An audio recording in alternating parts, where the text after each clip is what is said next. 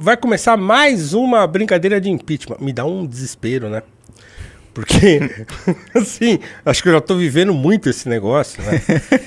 Você já vai viver o terceiro, né? Assim, e nada me indica que em vivendo um terceiro impeachment a coisa vai melhorar. Né? Então, quer dizer, vem mais um, aí provavelmente em 26 teremos uma outra eleição muito polarizada e bagunçada, e aí podemos nos encaminhar para um quarto processo, que assim, e aí vamos até quando, né? Mas, no fim das contas, por que você acha importante protocolar um pedido de impeachment nesse momento? Assim? Olha, eu acho primeiro, o governo Lula, aliás, não é nem o governo Lula, o próprio Lula nunca enfrentou uma situação de ter um governo com 5 pontos percentuais sólidos de rejeição acima de aprovação. Isso foi uma coisa até que os comentaristas do UOL têm falado, né? Todas as vezes, mesmo no mensalão, a rejeição maior do que a aprovação do Lula estava dentro da margem de erro. Dessa vez, no Lula 3, é a primeira vez que supera. Óbvio que não está em patamar de Dilma, né? Não se compara. Mas o governo está, assim, assustado, né? Primeiro, a história do Pix deixou o governo aterrorizado e isso, acho que tem feito, só vai fazer com que o número de erros aumente. Porque, não sei se você viu, mas o Lula determinou, né, que qualquer portaria, qualquer decreto, né, de ministro tem que passar pela Casa Civil. Ou seja, todos os ministros vão perder autonomia. Isso não existe. Assim, tem que passar... Imagina a burocracia de você ter que passar qualquer modificação dos ministérios pela Casa Civil, pelo medo, né? E não é uma análise, tá de acordo com o governo, não tá de acordo, tá na nossa política, não tá na nossa política. É o medo de o que vão falar disso aqui. Qual a repercussão dará, né? Qual que é a repercussão disso aqui? Então, o que já é um negócio... que é uma medida desesperada. Demonstração de fragilidade absurda. Demonstração de fragilidade. Aí teve o negócio da mudança da regulação da data de validade de alimento perecível. Sim, né? Isso foi um outro negócio. E isso foi agora, que assim, né? foi e já voltou. Não, foi, já voltaram atrás. É isso, eu tô falando. Tá tão fraco o negócio que eles começaram a cogitar na tarde de anteontem, na tarde de ontem, e hoje já, não, esquece, nem pensamos nisso. Né? Não tá mais aqui quem falou. Não tá mais aqui quem falou. Então, tá num nível de desespero que é um momento de fragilidade que é importante a gente agir. Agora, o que eu tenho dito é o seguinte, para acontecer impeachment, né, precisa ter manifestação gigantesca. Não é manifestação grande, é manifestação gigantesca. Né? E qual que é o risco envolvido nisso? Agora, o governo tá, né, contra a parede. Agora o governo tá acuado. Se a gente chama a manifestação e a manifestação não é gigantesca, vamos dizer, manifestação grande, 500 mil pessoas. Puta, 500 mil pessoas é difícil de mobilizar 500 mil pessoas. Isso não derruba presidente. Eu lembro muito do impeachment da Dilma, a primeira manifestação pelo impeachment, 15 de março de 2015. 1 milhão de pessoas na Avenida Paulista. E aí todo mundo, agora vai. Dessa manifestação até o impeachment foi mais de um ano. A gente chamou outra dia 12 de abril que foi menor. Aí, galera, não vai acontecer, não vai rolar. E ao longo do tempo teve um monte de banho de água fria. Puta, vão caçar o Cunha e acabou o impeachment. Puta, o Supremo mudou o rito do impeachment, acabou o impeachment. Puta, o Renan Calheiros vai sentar em cima, acabou o impeachment. Não tem mais maioria, o Aécio falou contra. Teve vários reveses que, assim, demonstra o quanto a gente precisa ter uma mobilização gigantesca durante mais de um ano. Bastante tempo. Vamos supor que as coisas degringolem rapidamente, em 6 meses a gente consiga passar por um processo de impeachment inteiro. São 6 meses de manifestação gigantesca. Então, o que eu tenho falado? Olha, é melhor, e a gente tem divulgado um abaixo-assinado, olha, você se compromete a se permanecer mobilizado todo esse período até a gente derrubar o presidente, ou não? Pra gente ter uma temperatura de, olha, tem gente o suficiente disposta a ir pra rua pra gente derrubar o presidente? E assim, é muita gente, porque às vezes eu acho, olha aqui, tem um comentário de 15 mil likes falando que o cara tá disposto a ir pra rua. Cara, isso não é nada. Pra derrubar um presidente é uma coisa estratosférica. Então a gente precisa dar um tiro certeiro. A gente tem que chamar a manifestação quando a gente tiver certeza que vai ser gigantesco. Se não tiver, é melhor não chamar, porque pelo menos o governo fica com medo de não saber qual que é o tamanho. Sim. Sim.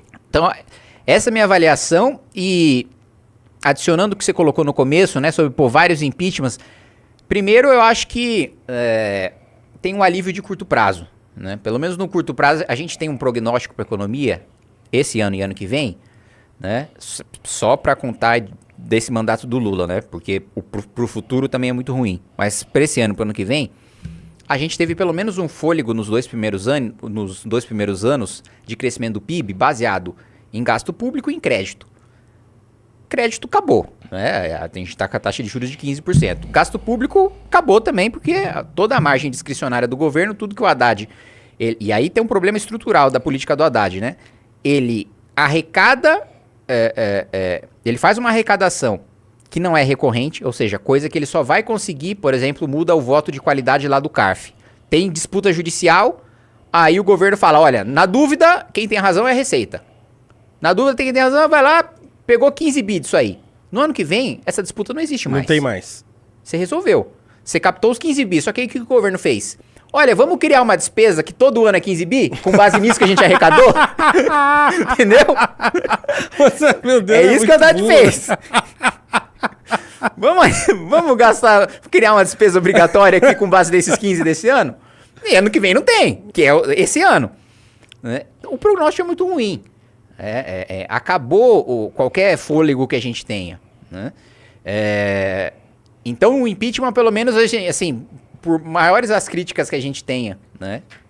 E temos muitas, ao Alckmin, não tenho dúvida de que ele faria um governo mais razoável do que o Lula. Né? Não acho que ele se submeteria a manter os mesmos ministérios, a mesma política econômica e etc.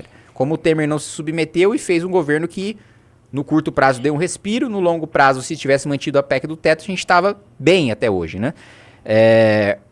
Mas a gente entra na sua questão que eu concordo com você. É disfuncional o nosso sistema. O fato da gente estar falando de um impeachment, né, pela terceira vez, numa democracia jovem, numa constituição jovem, né? Jovem, se a gente vai comparar com um país sério, né? Porque a nossa Constituição já é a segunda mais longeva do Brasil, da nossa história, né? Já tá passando do prazo de validade, né? Isso significa que o sistema não está funcionando. E aí eu não sei qual que é a sua posição em relação a isso, Paulo, até queria te escutar. Eu, pessoalmente, sou parlamentarista, né? Eu realmente acredito que não... Você hoje tem um modelo que o parlamentar, ele não tem a responsabilidade de formar a maioria do governo. Quem é da base do governo não tem ônus. Né? Você tem o poder de votar, você tem, usa esse poder para conseguir emenda com o governo, né? Que tem 300 deputados do Centrão, mais ou menos. Vamos colocar 100 de direita, 100 de esquerda, 100 do Centrão. 100 é 100% emenda. 300 é 100% emenda. Esse cara usa o poder dele de votar e ele vota com o governo quando o governo tá pagando bem, quando ele não tá satisfeito não vota e tal. Mas se o governo perde maioria, não acontece nada com os parlamentares. Todo mundo continua com seu mandato. Né? Sim. Agora, o país fica estagnado porque o governo não consegue andar. No parlamentarismo, o governo perdeu maioria, vai todo mundo para casa. Deputado de governo de oposição. Ninguém formou maioria? Tchau. Você tem um mês de mandato? Sinto muito, meu amigo. Inclusive, tem um amigo meu, deputado pela Iniciativa Liberal em Portugal, Bernardo Blanco. Lá teve um escândalo de corrupção com o primeiro-ministro por causa de uma licença ambiental. Ele tava 2 meses de mandato. Já foi, todo já mundo, nova eleição. Acabou, irmão. Você tem a responsabilidade. Você quer ser base? O parlamento tem a pressão para formar a maioria, porque se não formar a maioria, você acabou de ganhar a eleição e você já vai voltar para casa. Então tem essa pressão. Ao mesmo tempo, não precisa de crime para derrubar governante. Se o governante perdeu a capacidade de governar, tira, troca e pronto. Precisa o cara cometer um crime pra... Puta! Então, agora, eu também sou da opinião de que isso... Eu não acho que a gente vai ver um parlamentarismo no Brasil. Eu acho que o máximo que a gente pode conseguir, sei lá, daqui a 10, 15 anos, é um semipresidencialismo como o francês, né? A gente continua votando pra presidente porque o cara ainda não entendeu que no parlamentarismo ele vota pra primeiro-ministro porque ele escolhe o partido que vai ter maioria, mas eu acho que isso foi destruído na cabeça do brasileiro no plebiscito que a gente teve. Mas, mantendo a figura do presidente, eu acho que a população aceitaria melhor. Eu concordo, porque isso torna o jogo mais dinâmico, digamos assim, e aumenta a responsabilidade do parlamentar. E diminui o mau incentivo, digamos assim, né? Então é óbvio que o modo como a política brasileira é estruturada hoje como é que se faz? Dá muito incentivo para o mal político, né? E afasta os bons políticos, ou os possíveis bons políticos. Então, quer dizer, é um sistema que vai se retroalimentando por meio dos esquemas, né? Então, quer dizer, se você entra lá e você tem se a sua segurança ali deixa de existir, por quê? Porque dela depende o seu bom trabalho e a garantia da ordem institucional, pô, então você vai ter que trabalhar mais. Ou pelo menos você vai ter que trabalhar, coisa que poucos fazem, né? No nosso contexto. Então, eu também, nesse sentido, eu acho que o presidencialismo no Brasil, pelo menos, dá muito poder ao presidente, né? E o sistema de freios e contrapesos não funciona direito, ou não funciona de modo algum, né?